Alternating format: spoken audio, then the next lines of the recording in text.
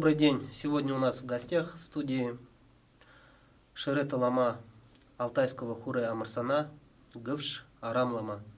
Здравствуйте. Амраменде күндүлүнө көрлөр. Здравствуйте, дорогие друзья. Арам Лама, скажите, пожалуйста, какова ситуация с буддизмом на данный момент в Горном Алтае? Ну, как раз вот сегодня буквально я в обед приехал с Монголии. Мы участвовали, ламы всех традиционных регионов с буддизмом России. В Монголии был большой хурал, посвященный в честь 600-летия ухода Замхавы, Бахши Замхавы в Нирвану. И вот я про это рассказывал там, ну, вкратце, наверное, тут тоже расскажу. Вообще, какая сейчас на данный момент ситуация, лучше начинать, наверное, откуда она пошло вообще. Ну, мы долго этим занимаемся.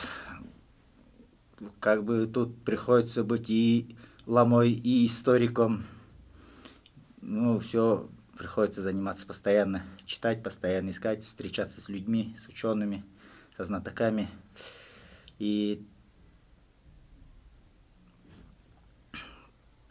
ну, допустим, я всегда говорю, что буддизм Саян в Алтайском регионе начало имеет еще за 100 лет до Рождества Христова. Примерно вот первые такие памятники буддизма, да, датируются примерно вот где-то 1 век до нашей эры. Раскопки в курганах, другие материалы российские ученые это изучали в свое время очень тщательно. И вот она датируется 1 век до нашей эры. Ну, это все, надо понимать, шло по шелковому пути. С Индии по шелковому пути, по всей Азии и в том числе в Саяно-Алтайском регионе. Потом первые датированные уже как бы письменные такие материалы встречаются 5-6 век нашей эры, когда был первый тюркский каганат.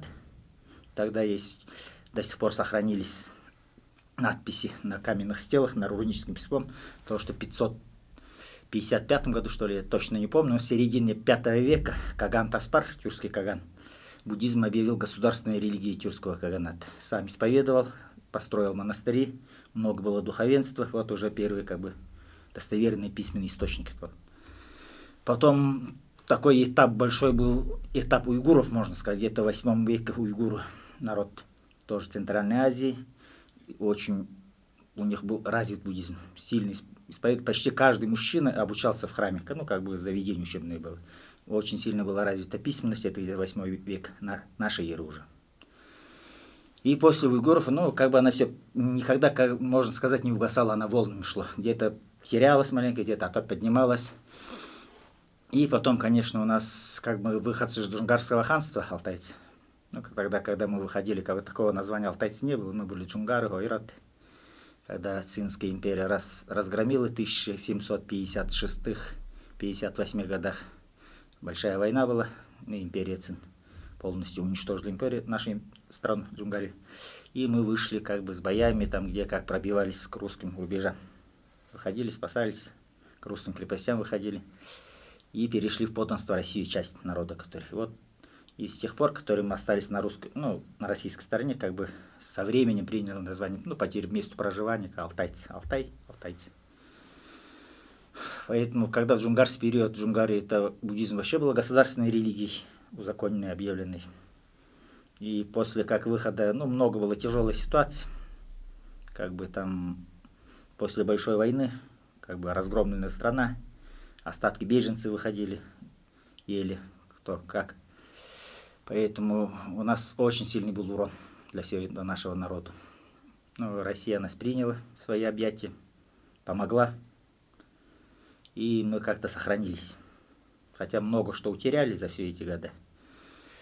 Потом было большое возрождение буддизма, ну, алтайского уже сейчас скажу варианта. Мы говорим бурханизм, белая вера. В 1904 году наши предки еще раз восстанавливали очень сильные связи с монгольскими ламами были. Они восстанавливали буддизм уже маленько в алтайском варианте. Как они говорили, тогда уже не буддизм говорили, а говорили бурханизм, вера бурханов или белая вера, ну, светлая белая вера. Вот тогда она была как смесь буддизма с местными верованиями. Она до сих пор у нас сохранилась. Большинство населения, ну, алтайцы, сейчас алтайцы, они исповедуют вот этот вариант, белая вера называется, или бурханизм. За времена Советского Союза большинство, как и везде население, забыло все. Как бы все это осталось на уровне народных традиций. Народных то, что мы окропляем белым молоком, окропляем, как все буддисты, да, окропляем, угощаем бурханов, хозяев местности, родовых. И много-много таких вообще буддийских традиций сохранилось уже на уровне народных верований. А то, что последний такой конкретно буддизм мы начали поднимать уже в 1991 году, в Республике Алтай была создана первая официальная буддийская организация Ах-Бурхан, Белый Светлый Будда. И в 1996 году мы вступили в БТСР, сделали обращение к пандиту Хамбалу Мадам Баишиеву, то, что мы вступаем в БТСР. И первые наши студенты, я в том числе, приехали в Агинский Дацан. Это был 1996 год, осень. И начали обучаться уже в буддийском университете. И с тех пор у нас, где-то, по нашим подсчетам, за 40 человек обучались в Дацана Бурятии. Из них примерно половина получили высшее образование. Остальные, кто не доучился, кто маленько там учился, как-то так получилось. Как всегда, такой отбор идет же. Сейчас у нас в республике существует на данный момент 5 общин под эгидой БТСР. 5 небольших храмов маленьких. Есть ламы, есть прихожане. Может, не так сильно, как все в Бурятии, допустим, но все равно все идет своим чередом. В общем-то, неплохо. Какова духовная жизнь рядового алтайца, в данный момент, например, скажем? Как проходит жизнь алтайца, например, в деревне?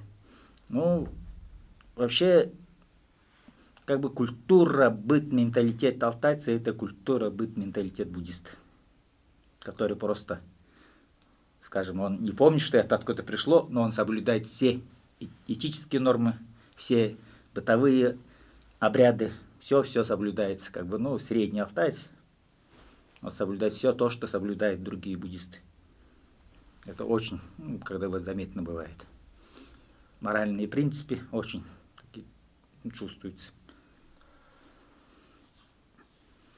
Как алтайцы, жители сами Горного Алтая, относятся к возрождению и развитию буддизма, исконной религии алтайцев? Есть много сторонников, есть, конечно, и противники. Есть люди, которые равнодушны к таким вопросам, как везде, по-разному. В Алтае также есть шаманизм.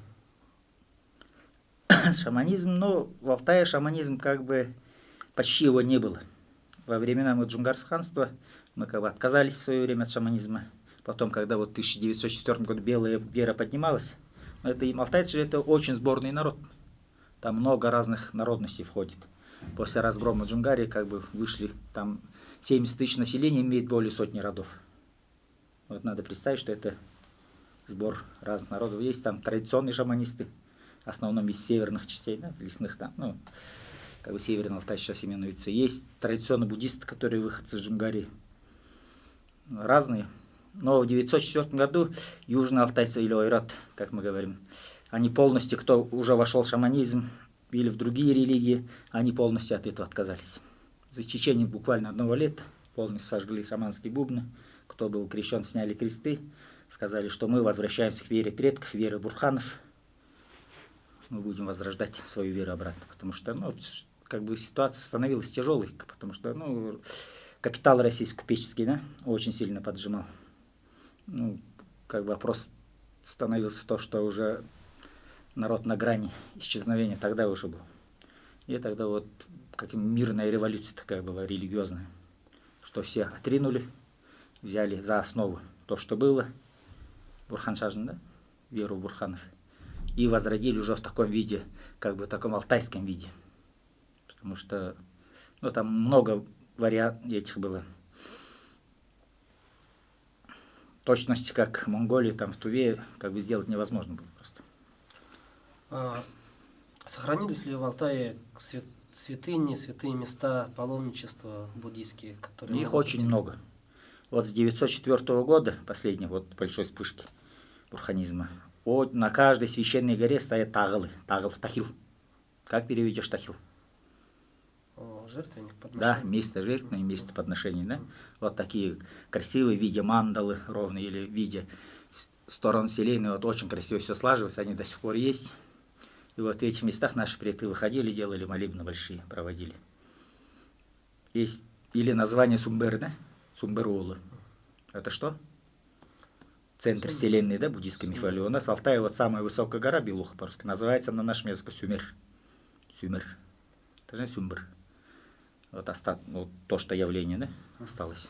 Ну и много таких я могу примеров приводить. Ну, можно назвать конкретно какое-либо конкретное место святыни, например, наподобие Янжимы, где люди со всего света едут просить, например, ребенка у богини Янжимы. Но вообще мы считаем, что весь Алтай, она вся святыня. В нашем понимании бурханистов, весь Алтай это сама уже вся святыня. Все это святое место для нас. В 90-х годах у вас была раскопана знаменитая мумия алтайская принцесса. Как буддийские ламы относятся вот к этой раскопке и вообще ситуации с этой мумией? Ну как бы мы сильно не раздуваем это, надо относиться с чисто научной точки зрения. Это чтобы изучить то, что осталось, да, то, что было, все равно как-то надо правильно изучать. То, что были, конечно, ученые были допущены многие ошибки там в то время. Там, ну, неправильная раскопка, неправильное хранение, там испортилось сильно, это, конечно, нас расстраивает. Ну, опять же, просто было очень экстренно все, быстро нашлось. Как бы сложно было соблюсти все нужные стандарты. Поэтому был такой момент, который многих расстроил. А так это очень большая историческая ценность. Это мы можем заглянуть 2000 назад лет, да? Изучить наше прошлое уже достоверно. Ну, я лично не знаю, за всех не скажу, но я вот смотрю, что это очень большая научная ценность.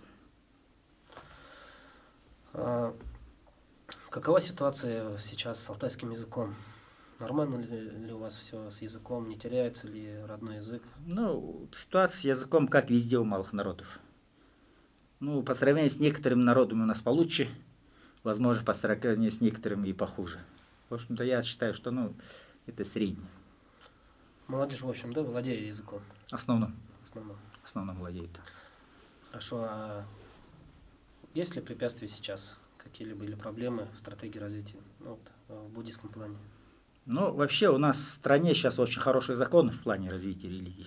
Вообще в плане развития я считаю, что демократия это, в общем-то, очень хороший путь. Конечно, любой путь, как говорил Черчилль, что не самый лучший вариант, но лучше его нет, да? Я примерно того же мнения.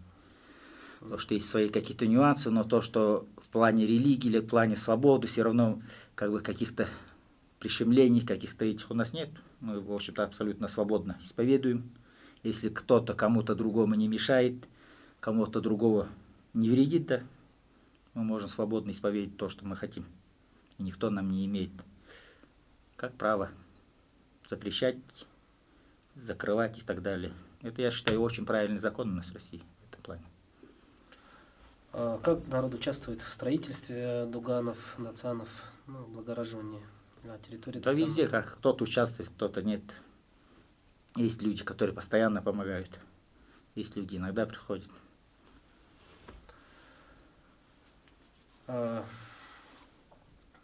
Есть ли в истории алтайского буддизма знаменитые великие ламы? Да, есть. Наподобие, например, Йогина Соды ламы, Йогина Тигилова. У нас целая плеяда с джунгарских времен была. Плеяда лам великих, знаменитых, больших. Потом было вот с веревен бурханизма. Были такие, скажем, сейчас термин к ним, наверное, йогины надо применять. Потому что они как бы... Вот один наш лама был Сармай Урчмаев, егошний предок, дед, был один из них. Он учился у монгольских лам, тантрическим разным практикам. Мог исцелять людей, допустим, касанием, да, мог предсказывать очень точно. Делал разные исцеления, разные вот такие чудеса делал. Как и все, был сослан. Как-то чудом вернулся после ссылки живым. И еще дожил свои дни. Уже в 50-х годах у нас. Таких очень много было у нас. А если случаи, например, как бы оставления нетленного тела, либо ухода в радужном теле, зафиксированные? В период джунгарского времени был великий ламабор, который в Тибете очень долго, лет 20 с чем-то учился. Когда он прожил очень долгую жизнь, когда вот это очень тяжелый период был, своему народу очень много помощи оказал, не просто как священник, он еще как и предводитель военный, выводил народ, ну, спасаться. И он прожил очень долгую жизнь, ну, за 100 лет, говорят, ну, 108. Когда он умирал, он завещал его тело кремировать. Когда кремировали, у него остался правый палец, большой палец правой руки, полностью нетленным, в огне не сгорел. И вот когда вот после кремации его прах в золотую урну собрали с этим пальцем, и у нас в горах, есть пещере, там сложили. И рядом с этим местом мы поставили хороший большой субурган. Получается, можно посетить то место, например, как бы в том месте помолиться. Да, наши ездят, молятся. Сила Бога. Да, бывает. Хорошо поможет. Да, многие говорят, что это так. Ну, скажите, пожалуйста, как бы, ну вот, последнее слово, ну, вот здесь и в завершении о стратегии развития. Ну, вообще, если бы наши бурятские братья нам не помогли бы, ничего не было бы. Тогда у нас не было ни кадров, ни возможностей. Когда мы обратились вот в Хамбаламе, когда обращались к бурятским бабам, они с радостью приняли наше обращение, сказали: приезжайте, учитесь, мы вас будем бесплатно обучать, живите. Все, что надо, мы вам, ну, поможем. Конечно, у Санки как бы и своих средств немного, поэтому, не знаю, деньгами-то вряд ли, а все, что знания какие надо, мы получали тут. Благодаря вот бурятскому народу, бурятским ламам, благодаря Хамбаламе мы получили хорошее образование, мы получили очень хорошие знания, и мы в этой жизни как бы, ну, много что поняли. Спасибо за интервью, было очень интересно, мы очень много узнали об буддизме в Алтае. На этом спасибо, до свидания. Завайрла, пожалуйста.